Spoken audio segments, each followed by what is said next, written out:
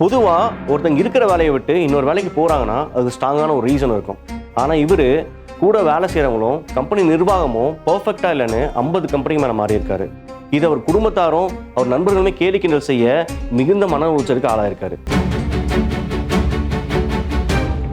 சொல்லுங்க sir. Ma'am என்னோட பேர் பண்ணியிருந்து வரேன். ஸோ நான் டெலிவரி வேலை பார்த்துட்டு இருக்கேன் நான். ஓகே. ஸோ என்னோட ப்ராப்ளம்னா என்னென்னா எனக்கு ஆக்சுவலாக கெஸ் பண்ண தெரில எனக்கு. நான் இது முடியும் ஒரு 50 கம்பெனியில் ஒர்க் பண்ணியிருப்பேன். ஸோ ஒரு ஃபுல்ஃபில்லாக கன்சிஸ்டன்சியாக ஒர்க் பண்ண முடியல என்னால். ஒவ்வொரு கம்பெனியும் இப்போ 10 days 20 days 1 month அதுக்கு மேலே என்னால் ஒர்க் பண்ணவே இது இல்லை. ஸோ அதனால என்னென்னா என் சரௌண்டிங் எல்லாமே ஜட்ஜ் பண்ணிட்டாங்க. ஸோ இவன் எந்த வேலையும் உருப்படியாக பார்க்க மாட்டான், இவன் அவ்வளோதான் அப்படிங்கிற மாதிரி மைண்ட் செட் பண்ணிட்டாங்க. என்னால் என்னன்னு தெரியும் இல்லை. ஸோ சம் பீப்புள்ஸ் வந்து அவங்க ஹாபியை நோக்கி போவாங்க. சில பேர் எதில் கிடைச்சாலுமே அதில் இதான் நம்ம லைஃபுக்கு அப்படியே சால்வ் பண்ணாங்க. பட் எனக்கு அதனால் அந்த 2 இதுவுமே வரமாட்டேங்குது. ஸோ இப்படியே நான் மாறி மாறி ஒரு ஃபேக்காக பீப்புளாக தான் வந்துட்டு இருக்கேன். எல்லா கம்பெனியுமே டெலிவரி ஒர்க் தான் பார்த்துட்டு இருந்தீங்களா? மேம் நான் ஃபீல்டு மாறி தான் பார்த்தேன். மார்க்கெட்டிங் ஃபீல்டில் இருந்தேன். ஸோ அதில் கம்ஃபர்டபுள் இல்லைன்னு சொல்லிட்டு மேனுஃபேக்சரிங் மாறினேன். அதிலே செட் ஆகலைன்னு சொல்லிட்டு மாறிக்கிட்டே இருக்கேன். ஏன்னா ஒரு ஃபுல்ஃபில்லாக எதிரையும் ஒர்க் பண்ண முடியல என்னால். என்னன்னு எனக்கு இன்னும் தெரில. என்ன படிச்சிருக்கீங்க நீங்கள்? மேம் நான் டிகிரி முடிச்சிருக்கேங்க. நான் என்ன டிகிரி? நான் இன்ஜினியரிங் முடிச்சிருக்கேன், மெக்கானிக் இன்ஜினியரிங். ஓகே. ஸோ அந்த ஃபீல்டுலேயுமே ஒரு கான்சன்ட்ரேஷனாக பண்ண முடியல. நான் ஃபஸ்ட்டு படித்தது தான் வேலை பார்த்தேன். பட் அதுலேயுமே என்னால் ஒழுங்காக இது பண்ண முடியல மேம். ஸோ இது நான் எப்படி என் சரௌண்டிங்கில் உங்கள்கிட்ட நான் சொல்கிறேன்னே தெரில. ஸோ அவங்க சொன்னால் அவங்க ரொம்ப இது எக்ஸாம்பிளுமே ஹேட் பண்ணுற மாதிரி தான் சொல்கிறாங்க. ஸோ இதெல்லாம் ஒரு ரீசனா, இதெல்லாம் இப்படி இருந்தால் நீ எங்கள் ஊர் போகிற அப்படிங்கிற மாதிரி இதெல்லாம் பேசிட்டு புரியுது. ஸோ ஃபைனலாக இதனால் எங்கே போய் நிற்குதுன்னா, சரி இவனை காப்பாற்ற முடியல, சரி நம்மளாவது இவனுக்கு ஒரு சொல்யூஷன் கொடுப்போம். ஒரு பிஸ்னஸோ ஒரு ஜாபோ ரிலேட்டடாக வாங்கி கொடுத்தாலுமே அதுவுமே என்னால் கன்சிஸ்டண்டாக போக முடியல. உங்களை ரெஃபர் பண்ணி விட்டாலுமே என்னால் நான் அதை ப்ராப்பராக அக்செப்ட் பண்ணிட்டு போய் ஒர்க் பண்ண முடியல. எனக்கு என்னன்னு தெரில. இப்போ என்ன சொல்கிறாங்கன்னா, ஓகே நெக்ஸ்ட் மேரேஜ் பண்ணுற ஏஜ் ஆயிடுச்சு, தக்கியாயிருச்சு. ஸோ மேரேஜ் பண்ணிடலாம், அப்போயாவது இவன் கொஞ்சம் ப்ராப்பராக எல்லாமே கரெக்டாக இருப்பாங்க. ஏன்னா ஒரு பொண்ணு வந்துச்சுன்னா அவன் லைஃப் மாறிடும் அப்படிங்கிற மாதிரி சொல்கிறாங்க. பட் அதுவுமே என்னால் ஏற்றுக்க முடியல. எனக்கு அதுதான் இன்னும் எக்ஸ்ட்ரா பயமாக இருக்குது. இப்போ ஒரு பொம்மையை நான் நம்பி வந்துட்டேன்னா நான் எப்படி ஓவர் கம்பெனி போகிறது, அவங்களுக்கு எப்படி நான் புரிய வைக்கிறது? பட்டு ரொம்ப பதட்டமாக இருக்குது. நான் மென்டலி ஸ்ட்ராங் இல்லை, பட் ஃபிசிக்கலாகவே நான் ரொம்ப டவுனாக இருக்கேன். அதெல்லாம் நான் எப்படி வீட்டில் போய் நான் ப்ரொஜெக்ட் பண்ணுறேன்னே தெரில. நீங்கள் இப்போ உங்கள் அம்மா அப்பா கூட இருக்கீங்களா? இல்லை, நான் தனியாக தான் இருக்கேன். நான் எல்லாம் ஊரில் இருக்காங்க. ஸோ நான் இப்போ அந்த சரௌண்டிங்லேயும் இருந்தால் ரொம்ப நான் கஷ்டப்படுத்திட்டு அவங்களையும் கஷ்டப்படுத்துகிற மாதிரி ஃபீல் ஆகுது. ஸோ அதனால தான் நான் தனிமையாக இங்கே வந்துட்டேன். மந்த்லி ஏதோ இங்கே எவ்வளோ சம்பாதிக்கணும் அதில் கொஞ்சம் கொடுக்குறேன், அந்த மாதிரி தான் பண்ணுறேன். வீட்டுக்கு கொஞ்சம் அனுப்பி விட்டு? ஆமாம், அனுப்புனேன். பட் அவங்க சேலரி ஈஸியெல்லாம் எக்ஸ்பெக்ட் பண்ணல.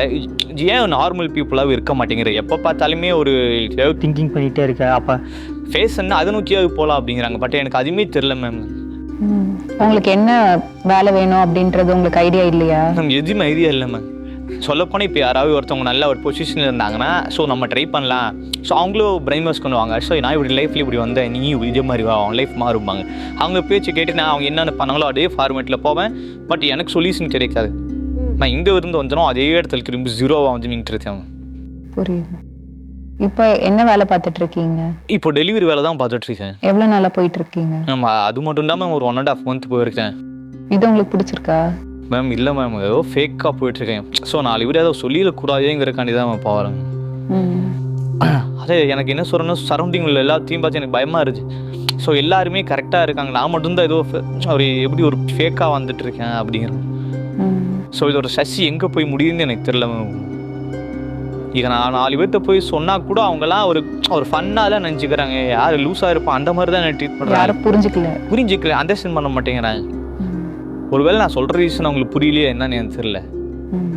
அதனால இப்போ யார்ட்டையும் நான் பேசுறதும் இல்லை, ரொம்ப டிஸ்டர்பாக தனிமையாக தான் ரொம்ப இருந்துட்டு. நீங்கள் ஒவ்வொரு கம்பெனியை ரிசைன் பண்ணும்போது என்ன காரணத்துக்காக வெளியில் வரீங்க? அங்கே சில ப்ராப்ளம்லாம் இருக்குல்ல மேம். அது என்ன மாதிரி ப்ராப்ளம்? இப்போது நான் ஒரு கம்பெனி ஜாயின் பண்ணால் ஃபஸ்ட் இயர் ஒரு 1 week ஒரு மாதிரி நார்மலில் போதும் மேம். அதுக்கப்புறம் சில பர்சனல் விஷயம், ஸோ கம்பெனிக்குன்னு ஒரு நார்ம்ஸ் இருக்குது, ரூல்ஸ் ஆஃப் ரெகுலேஷன்ஸ் இருக்குது. அது சில இது நம்ம சஜஷன் பண்ணோம்னா அங்கே கொஞ்சம் ப்ரெஷர் ஆகுது மேம். நீங்க வந்து சஜஸ்ட் பண்றீங்களா? சஜஷன் பண்ணுறேன். எது ரூல்ஸ் கொஞ்சம் மாத்திக்க சொல்லி அந்த மாதிரி? சரி, அந்த மாதிரி நான் எதுவும் சொல்லலை. இல்லை, கரெக்டான ஒரு டீட்டெயில் கேட்டாவே ஸோ அவங்க எல்லாம் என்ன பண்ணுறாங்கன்னா, நீ ஜாயினிங்கே 1 வீக் தான் ஆச்சு, அதுக்குள்ளே நீ இந்தளவு வந்துட்டியா, இவ்வளோ பேசுறியா அப்போ அப்படின்னு சொல்லிட்டு எல்லாமே கார்னர் பண்ணுறாங்க. ஸோ அதனாலே 3-4 கம்பெனினால தான் நான் அவாய்ட் பண்ணிட்டு வந்தது. அவங்க அப்போ என்ன பண்ண, ஹோல் டீமாக சேர்ந்து ப்ரெஷர் பண்ணுறாங்க என்ன. இவன் இவ்வளோ சஜஷன் சொல்கிறாங்க, அப்போ இவனை விட்டோம்னா எவ்வளோ இதாகும்னு சொல்லிட்டு என்னை டார்கெட் பண்ணியே என்னை ப்ரெஷர் பண்ணி என்னை அந்த கம்பெனி விட்டு ஓடனா போதுங்கிற மைண்ட் செட் தாட்டி விட்டாங்க. நீங்க என்ன மாதிரி சஜஷன் சொல்றீங்க? கம்பெனிக்கு நான் ஒர்க் பண்ணேன்னா அவங்க அதுக்கு ஏற்ற மாதிரி தான் சொல்லுவேன். இன்னும் இது அவங்க பெட்டரா பண்ணலாம் அந்த மாதிரி சஜஷன்ஸ். அந்த மாதிரி தான் சொல்லுவேன். இப்போ மார்க்கெட்டிங்னா இந்த மாதிரி பண்ணலாம், இப்படி அப்ரோச் பண்ணலாம். ஸோ இந்த மாதிரி அவனை சொல்கிறேன். உங்களுக்கு தோன்றதெல்லாம் சஜஷனா கொடுத்துட்டு இருக்கீங்க? ஆமாம். ஸோ ஒரு கம்பெனியில் ஒர்க் பண்ணேன், மேபி அது பேர் சொல்லாமல் தெரில. அந்த கம்பெனியில் என்னென்னா அவங்க வர மார்க்கெட்டிங் கம்பெனி தான். ஸோ வர பர்சன்ட்டு அவ்வளோ ஹோப்ஃபுல்லாக பேசுவாங்க. பட் அவங்க டார்கெட் முடிஞ்சுன்னா அவங்க ஏதோ எனி ப்ராப்ளம் எனி டவுட்ஸ் கேஷாக கூட அவங்கள ஸோ தப்பாக ஒரு அசால்ட்டாக ஊற்றுவாங்க, ரெஸ்பான்ஸ் பண்ணவே மாட்டாங்க. இதெல்லாம் நம்ம கேட்கணும்னா நீ யாரா லூஸ் மாதிரி பேசிட்டு இருக்க, நமக்கு வந்து டார்கெட் தான் முக்கியம், இதெல்லாம் தேவைப்படாங்க, இதில் அதிகமாக பேசாது அப்படிங்கிற மாதிரி ஒரு மட்டம் தட்டிகிட்டே இருக்கிறனால அப்படி ஒவ்வொரு கம்பெனிக்கு ஏற்ற மாதிரி ஒரு ஸ்ட்ரகிள் வந்துக்கிட்டே இருக்கு. இந்த மாதிரி ப்ராப்ளம் வரும்போது உங்களால் அட்ஜஸ்ட் பண்ணிக்க முடியல? அதுக்கடுத்து அட்ஜஸ்ட் பண்ண முடியல. ஸோ ஃபேமிலி சைடு என்ன சொல்கிறாங்க, இதெல்லாம் தான் அட்ஜஸ்ட் பண்ண, லைஃப்மே எல்லாம் தானே இருக்கணும், இதெல்லாம் ஒரு ரீசனா நீ பாட்டுக்கே அவாய்ட் பண்ணிட்டு வர அப்படின்னு. எல்லாம் ஓவர் கம்பெனி தான் எல்லாரும் வாழ்ந்துட்டு இருக்காங்க, எல்லாத்துக்கும் ஒரு ப்ராப்ளம் இருக்கு. ஆனால் என்னால் அதை கடந்து வர தெரியல. நீங்கள் எல்லாத்தையும் 100% கரெக்டாக எல்லாரும் பண்ணணும்னு நினைக்கிறீங்களா? இந்த மாதிரி மேபி இல்லை என்னோட மைனஸாக கூட இருக்கலாம். பட் அது எனக்கு என்னன்னு சொல்ல தெரியல. ஆனால் எல்லா கம்பெனிலையும் நீங்கள் சண்டை வருது, நீங்கள் சஜஷன் கொடுக்குறீங்க, சண்டை வருது, அதுலேருந்து வெளியில் வந்துடுறீங்க. இதே மாதிரி தான் நடந்துட்டு இருக்கு. ஸோ எங்கே போனாலும் சண்டை நடக்குது. ஒரு ஸ்டேஜுக்கு மேலே என்ன ஆயிடுச்சுன்னா, ஸோ ஃபேமிலி ரிலேட்டடாக போன ஒரு ஃபங்க்ஷனுக்கு போனாலும் சரி, ஸோ வீட்டில் பேரண்ட்ஸ் பேசினாலுமே அந்த மாதிரி எது பேசினாலும் இப்போ ஸ்ட்ரெஸ்ஸு ப்ராப்ளம் வந்துக்கிட்டே இருக்குது. ஸோ யோசிச்சு பார்த்தா என்னெல்லாம் ப்ராப்ளம் போல நம்ம அவாய்ட் பண்ணிட்டா இல்லை நல்லா இருப்பாங்கன்னு சொல்லிட்டு நான் எல்லாத்தையும் ஒதுக்க ஆரம்பிச்சேன் லைஃப்.